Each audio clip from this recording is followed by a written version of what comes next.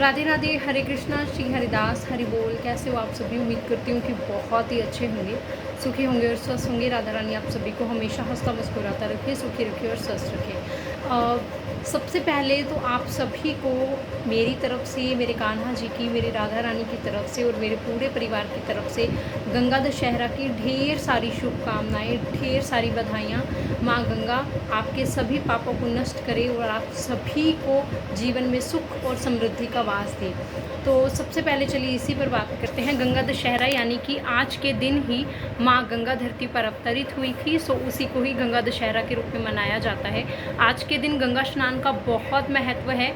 यदि आप लोग कहीं भी जा नहीं सकते हैं, जैसे बहुत सारे लोग होते हैं जो या तो अपने काम में व्यस्त होते हैं या फिर जहाँ जहाँ पर भी गंगा मैया बहती हैं या जहाँ पर भी गंगा मैया होती हैं तो उस एरिया से बहुत दूर रहते हैं, क्योंकि ज़रूरी नहीं है कि हर कोई वहीं रहता हो जहाँ पर गंगा मैया रहती हों या जहाँ पर गंगा मैया का वास हो। तो बहुत सारे ऐसे भक्त हैं, बहुत सारे लोग हैं जो जा नहीं पाते हैं।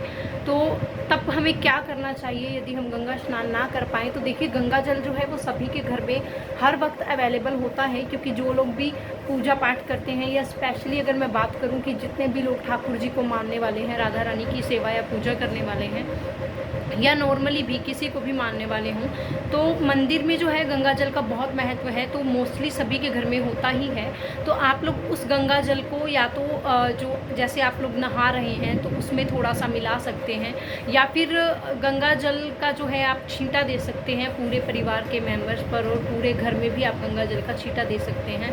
तो इतना भी काफ़ी है। इसमें भी उतना ही पुण्य मिलता है जितना गंगा स्नान का महत्व है, उतना ही इसी चीज़ का महत्व है, क्योंकि परमात्मा जानते हैं कि आप नहीं पहुंच पा रहे हैं वहां तक। तो इस चीज़ का भी उतना ही महत्व है, उतना ही फल मिलता है। तो आप लोग इसे भी कर सकते हैं।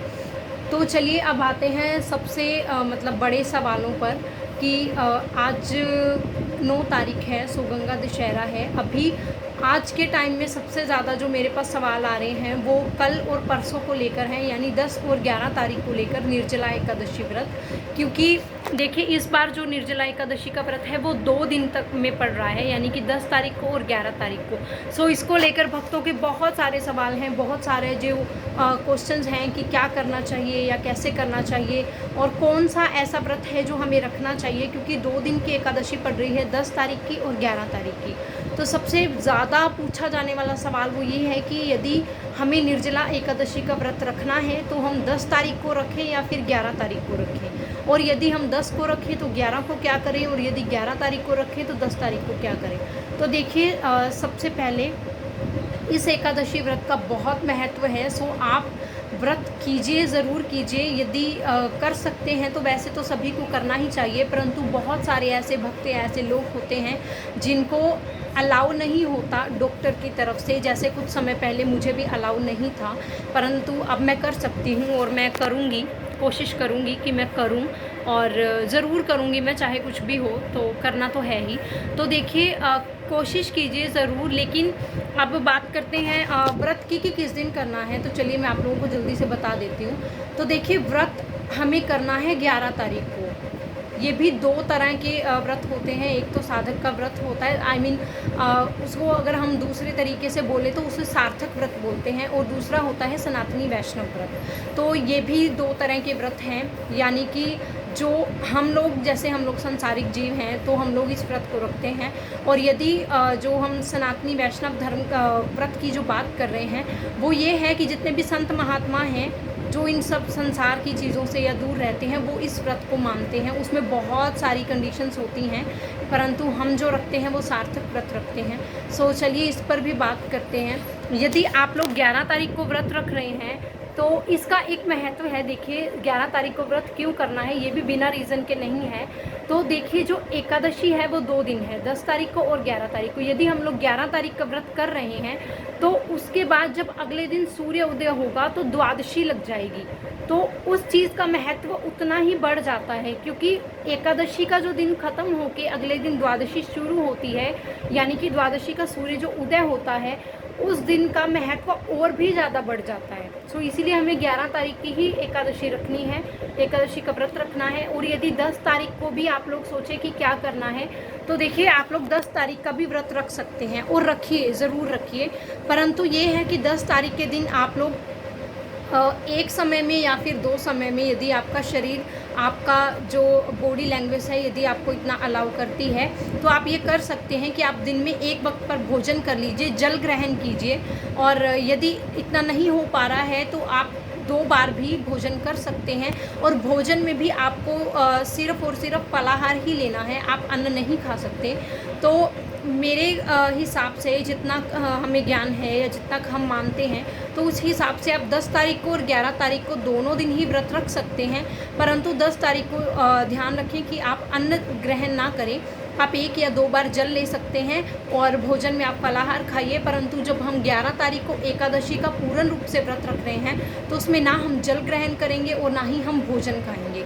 सो इस चीज़ का यही महत्व है कि, और शायद अब जो लोग समझ रहे थे कि दीदी 10 को रखें या 11 को रखें या फिर दोनों ही रख लें, परंतु हम इतना नहीं कर पाएंगे क्योंकि काम भी होता है, बच्चे भी होते हैं और फिर शरीर भी इतना अलाउ नहीं करता।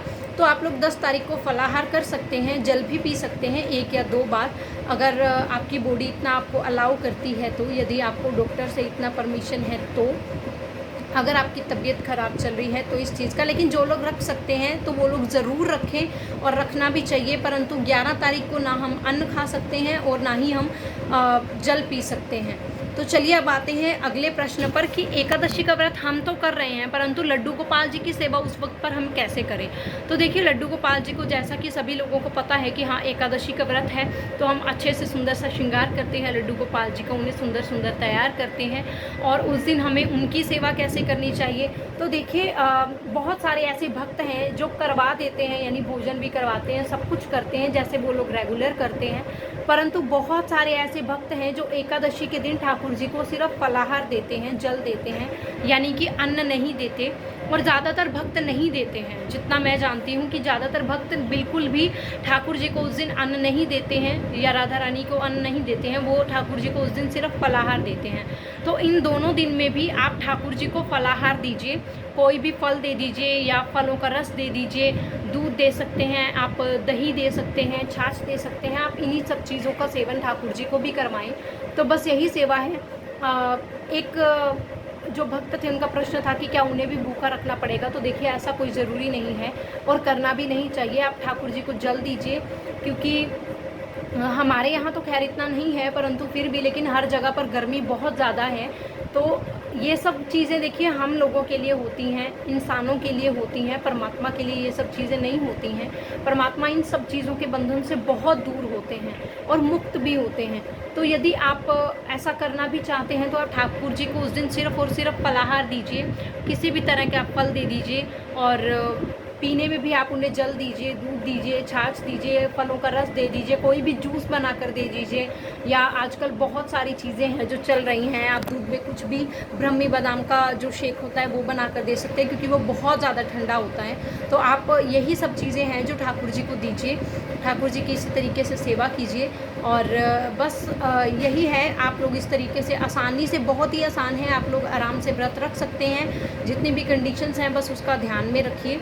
अन्न जल ग्रहण ना करें, 11 तारीख का व्रत रखें, क्योंकि आप लोगों को कारण मैं पहले ही बता चुकी हूँ कि द्वादशी लग जाएगी तो महत्व बढ़ जाएगा। इसमें पुण्य कर्म जो हैं वो ख़त्म नहीं होते, ऐसा कुछ नहीं है, बल्कि उस चीज़ का महत्व और भी ज़्यादा बढ़ जाता है। बाकी परमात्मा सब कुछ जानते हैं, भाव से बड़ा कुछ भी नहीं होता, मैं तो ये मानती हूँ, ये मेरा पर्सनली मानना है कि भाव से बड़ा कुछ नहीं होता। यदि हम कुछ भी नहीं करते तब भी परमात्मा हमारे भाव को देखकर हमें हर तरह का सुख समृद्धि भी प्रदान करते हैं और हमें मुक्ति भी प्रदान करते हैं। तो आई होप कि जितने भी सवाल थे उसके जवाब जो हैं आप सभी को इन्हीं जवाब में मिल गए होंगे।